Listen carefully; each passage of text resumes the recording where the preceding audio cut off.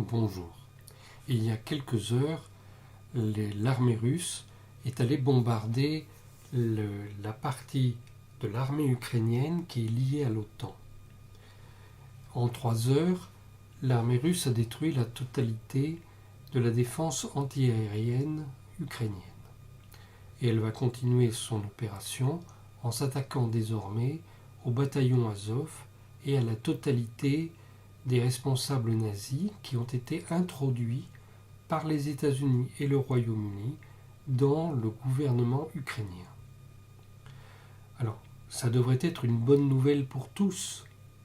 Pourtant, ici, en France, on présente cette opération comme une invasion de l'Ukraine et l'arrivée de l'ours russe bientôt à Paris.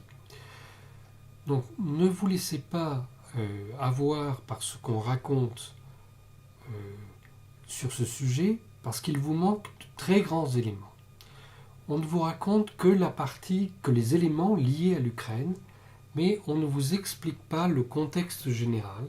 Et ce contexte général donne raison à la Russie, comme je vais vous l'expliquer.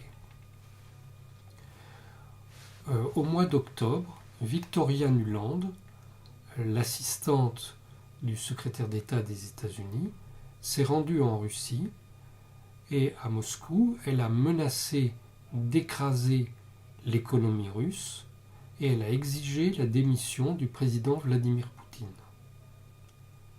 Vous n'en avez pas entendu parler. Vérifiez sur Internet, c'est très facile à vérifier.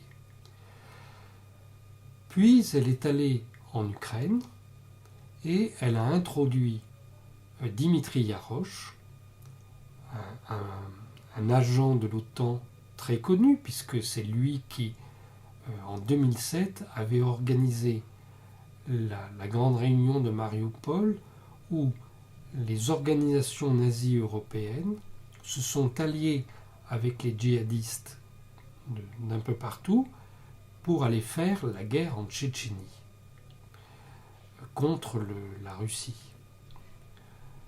C'est également ce Dimitri Yarosh qui, en 2014, avec ses troupes du secteur droit, ça s'appelle, avait organisé les événements de la place Maïdan et le changement de régime en Ukraine. Après, il a été blessé, il a disparu un moment, voilà, maintenant il est de retour. Donc, elle a installé ce Dimitri Yarosh comme conseiller spécial du commandant en chef des armées ukrainiennes, qui est un homme tout à fait démocrate, tout à fait normal, mais qui se trouve flanqué par ce personnage. Et ce personnage a placé le bataillon Azov, qui est un groupe vraiment nazi, avec des insignes nazis partout, et dirigé par le Führer blanc. Il l'a placé au sein de l'armée ukrainienne. Donc ça, c'est une nouvelle qui aurait dû vous faire pousser des cris d'orfraie, mais vous n'en avez pas été informé par les médias en France. Donc les Russes ont préparé leur riposte. Ils ont envoyé au mois de décembre une proposition de traité garantissant la paix aux États-Unis, dans laquelle, en fait, ils exigent que les États-Unis respectent le droit international tel qu'il a été élaboré au fil du temps, d'abord par le gouvernement français et le gouvernement de l'Empire tsariste en 1899 à la conférence de La Haye, puis formulé par la Charte des Nations Unies en 1945 et pour les pays du tiers-monde en 1955 avec la Charte de Bandung. Donc ce traité est évidemment inacceptable par les États-Unis, puisque depuis 70 ans, ils violent tous les jours le droit international. Et ils tentent de lui substituer un ensemble de règles qu'ils ont eux-mêmes édictées, au point même qu'ils prétendent que eux et leurs alliés forment la communauté internationale. Si vous voulez, c'est même pas la moitié de la population mondiale, mais ils prétendent diriger par tout le monde.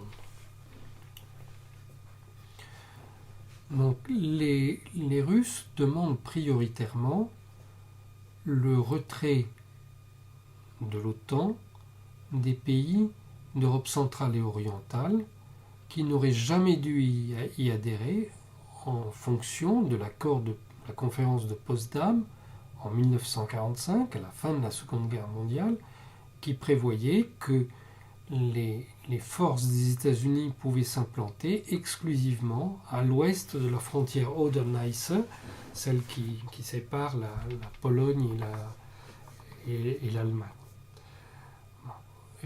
Par la suite, au moment de la réunification allemande, la France a beaucoup insisté pour que l'OTAN ne s'étende pas à l'Est.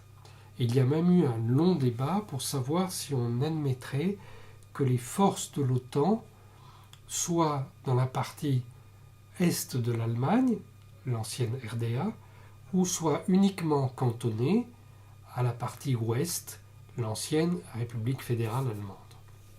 Bon, finalement, il y a eu un accord qui a été signé par la France et qui prévoyait que l'ancienne Allemagne de l'Est adhère à l'OTAN dans le cadre de la réunification, mais qu'il n'y ait pas d'extension de l'OTAN au-delà. Et ceci a été répété plusieurs fois.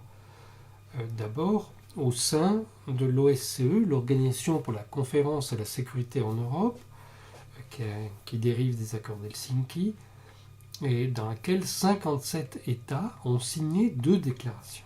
Alors, 57 États, tous les États du continent européen, et plus encore, puisque les États-Unis et le Canada, par exemple, en sont membres.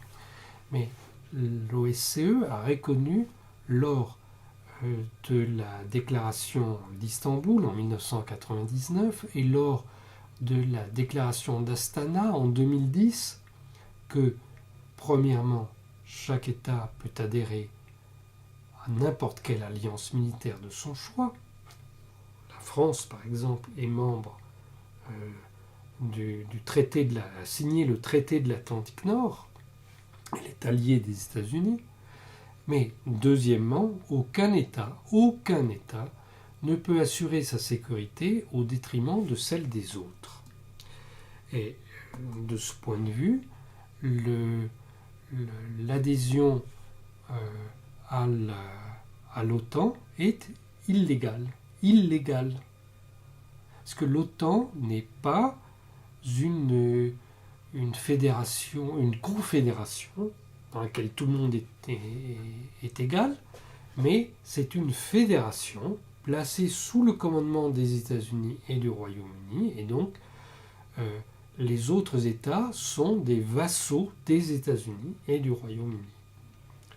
Et la France, malheureusement, a réintégré l'OTAN avec Nicolas Sarkozy, l'OTAN qu'elle avait quittée avec le général de Gaulle en 1966. Le général de Gaulle avait expulsé du territoire français toutes les forces d'occupation des États-Unis. C'est le terme qu'il a employé, les forces d'occupation des États-Unis. C'est pas moi qui dis ça. Mais nous nous sommes replacés dans une position de vassalité face aux États-Unis. Donc la Russie va demander le retrait des forces de l'OTAN de tout le glacis d'Europe centrale et orientale, mais ils peuvent toujours être signataires du traité de l'Atlantique Nord, ce n'est pas du tout la question. Et il faudra aussi appliquer en Europe occidentale le droit international. Donc le droit international, par exemple, interdit le stationnement d'armes nucléaires dans des pays qui n'en sont pas détenteurs eux-mêmes. Alors par exemple, que font des armes nucléaires des États-Unis en Italie ou aux Pays-Bas? C'est absolument une violation du droit international. Il va falloir que ça prenne fin.